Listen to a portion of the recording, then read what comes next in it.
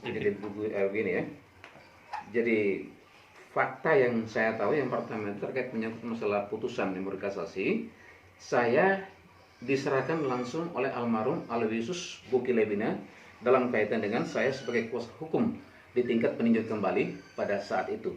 Jadi ceritanya begini, bahwa penyerahan putusan kasasi kepada almarhum Aloysius Bukilebina itu pada hari Senin tanggal 19 Januari 2009 oleh panitera pengganti yang bernama Benediktus Brani Ojan dalam nomor perkara kasasi nomor 61K garing PDT garing 2007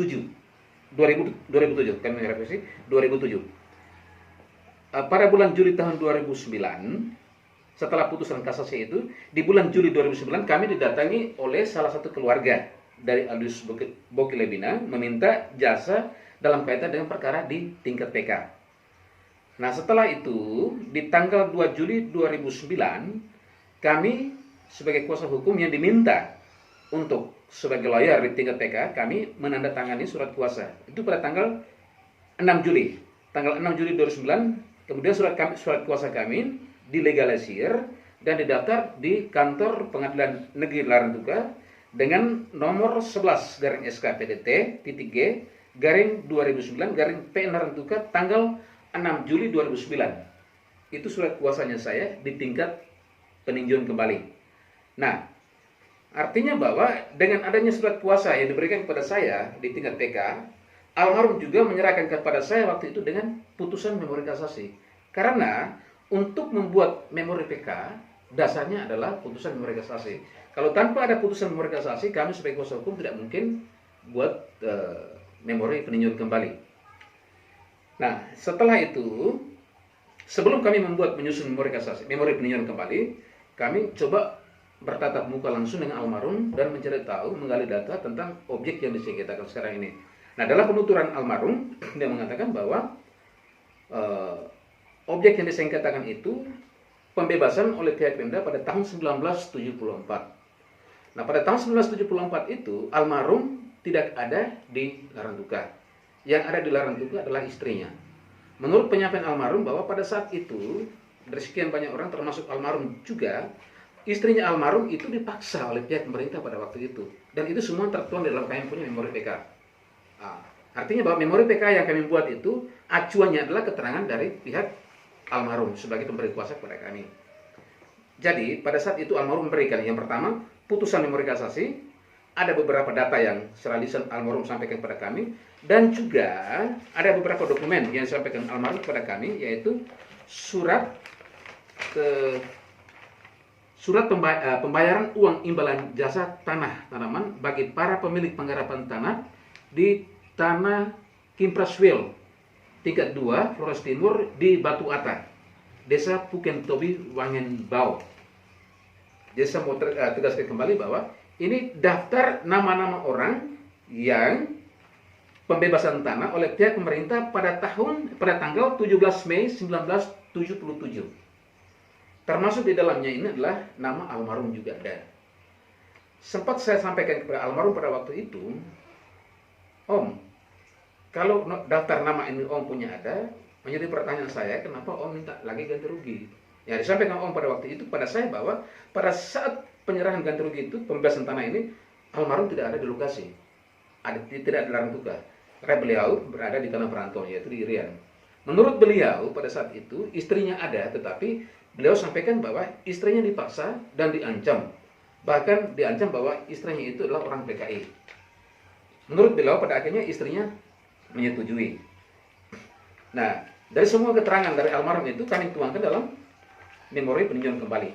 Selain itu, almarhum juga meminta beberapa saksi untuk memberikan keterangan untuk sebagai lampiran kami di PK, yaitu ada beberapa saksi. Yang pertama Donto Skopong, mungkin sudah ada atau belum. Ini isinya memberikan pernyataan yang sebenarnya bahwa Bapak Aloysius Bukilebina bersama istri dan keluarga berada di tanah perantauan Irian Jaya, Sorong, bersama saya di tempat perantauan saat itu. Dan setahu saya pada saat itu Bapak Aloysius Bukilebina bekerja di pertambangan nikel sejak tahun 1979 dan tidak pernah pulang sampai dengan bulan Juni tahun pulang sekarang di bulan Juni tahun 1972 untuk keperluan keluarga. 72 baru beliau pulang. Ini di dalam surat pernyataan.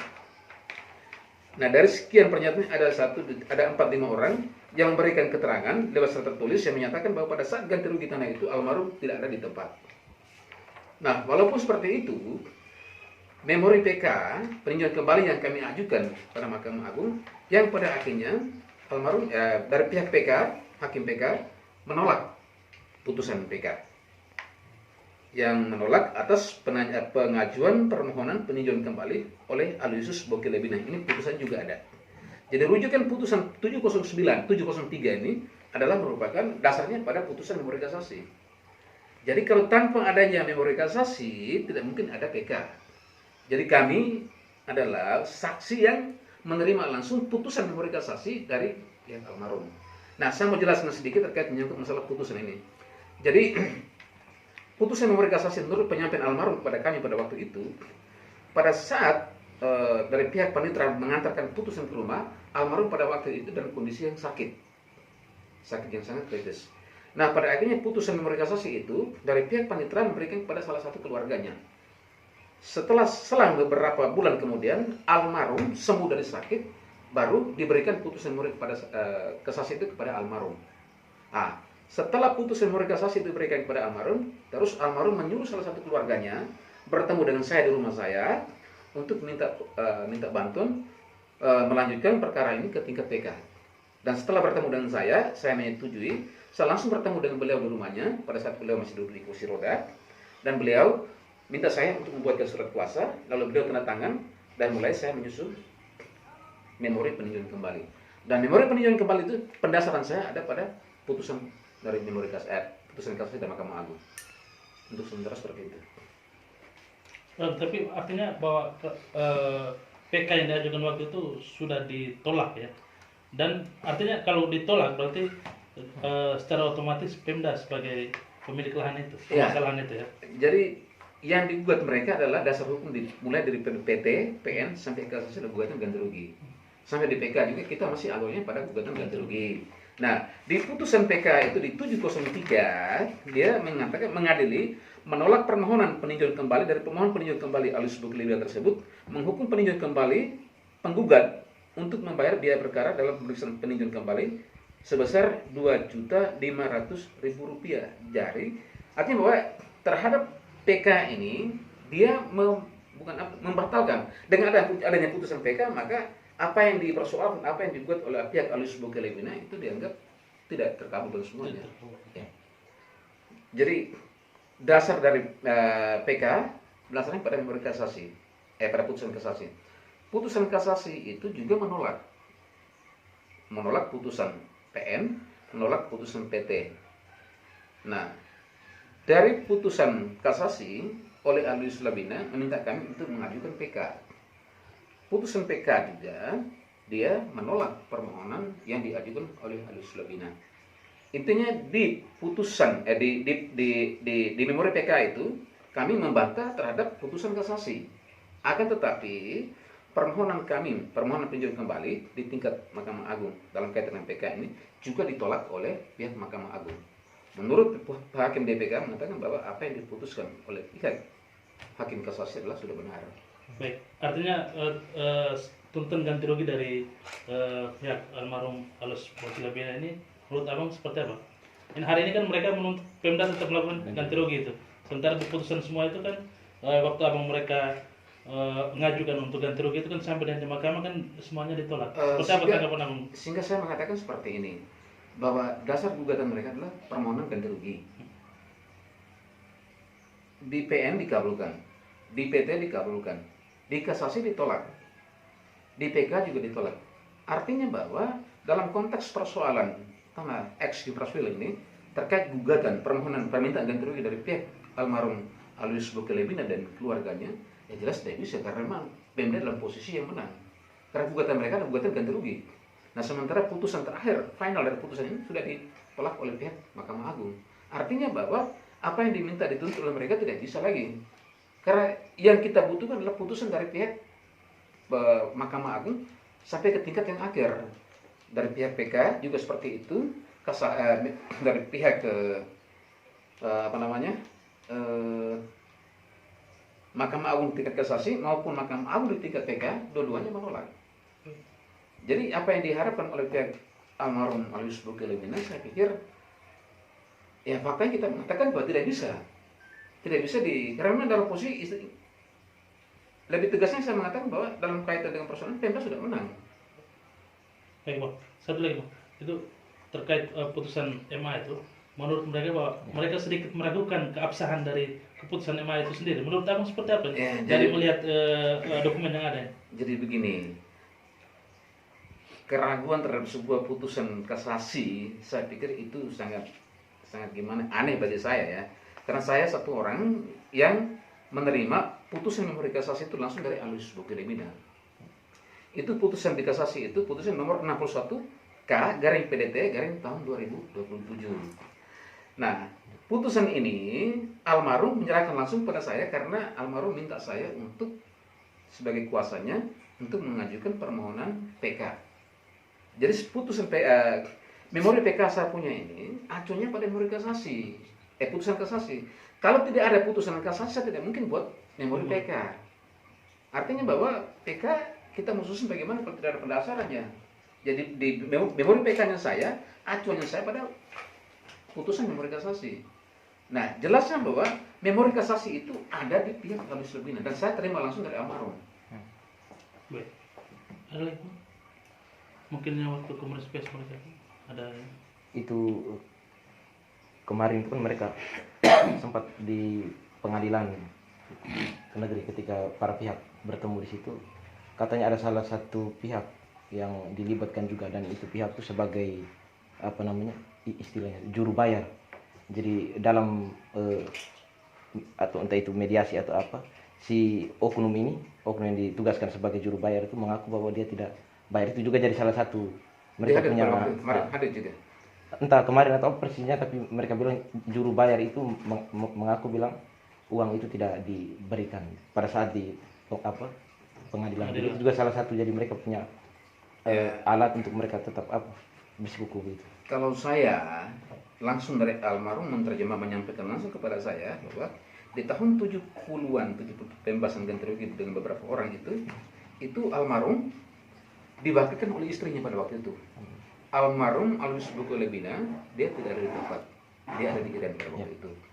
Menurut penyampaian almarhum sehingga semuanya satuan dan satunya memori PK. Nah, menurut almarhum sampaikan bahwa sampai istrinya menerima ganti rugi itu karena istrinya dipaksa, diancam dan dinyatakan bahwa istrinya itu PKI, yang pada akhirnya istrinya masa ketakutan akhirnya ikut menerima uang itu. Itu penyampaian almarhum dan semuanya satuan dan satunya memori PK. Dan ada salah satu itu ipar kandungnya tuh, dia bilang waktu tahun berapa itu kan ganti rugi itu sebesar 1 meter itu 500 rupiah, tetapi Pemda waktu itu sempat bayar dengan nominal 50. Jadi mereka tuntut juga yang 450-nya itu dikemanakan pada saat itu. Jadi gini, kekurangan ganti rugi ya. Kekurangan itu juga. Jadi total semua mereka yang di tahun 70-an yang menerima ganti rugi itu ada 24 orang. 24 orang itu ganti rugi. Yang paling besar di situ yang menerima ganti rugi adalah Aloysius Bokilebina. Jumlahnya 787.750. Di tahun berapa? Ya, di tahun 76. Dia lebih besar. Tanggal 17 Mei 1977. Dari sekian banyak orang itu almarhum punya lebih besar yaitu 787.750. Berapa orang? Ada 24 orang. Nah, data ini kan saya terima langsung dari almarhum yang kasih ke saya. Jadi atas dasar ini yang waktu itu Pak kuasa hukum sempat tanya bahwa kok kenapa ini dikasih tapi sekarang gugat lagi begitu kan? Atau? Iya, saya sempat bertanya pada waktu itu. Artinya sempat dibayar tapi kok kenapa ini digugat kembali? Kenapa gugat kembali? Saya sempat bertanya pada almarhum pada waktu itu, tapi beliau menyampaikan bahwa pada saat itu pembebasan tanah dia tidak ada. Nah, sementara istrinya ada, tetapi pada saat itu istrinya dipaksa, diancam, bahkan dituduh bahwa istrinya seorang PKI. Itu dituan resop yang dari PK semua. Karena saya buat sesuai dengan apa yang disampaikan oleh almarhum pada waktu itu. di kemudian pers mereka kemarin ada mereka tuntutan uang apa namanya? Uang Uang tunggu tuh. uang tunggu ya. Uang betul. Uang tunggu 2 Oh, 2 juta sekian itu. Nah, itu mungkin bisa abang jelaskan. Uang tunggu itu kan di dalam putusan pengadilan negeri Larantuka ya waktu itu ya, Jadi yang hapus. Jadi dimenangkan oleh ketika mereka. putusan ingkrah tidak melaksanakan maka dihitung dendanya. Dihitung dendanya. Ya. Jadi gini, 2 juta sekian per hari kalau tidak salah itu ya. Per hari ya. Ya. Nah, itu dengan adanya putusan kasasi dan putusan PK maka itu dianggap tidak berlaku.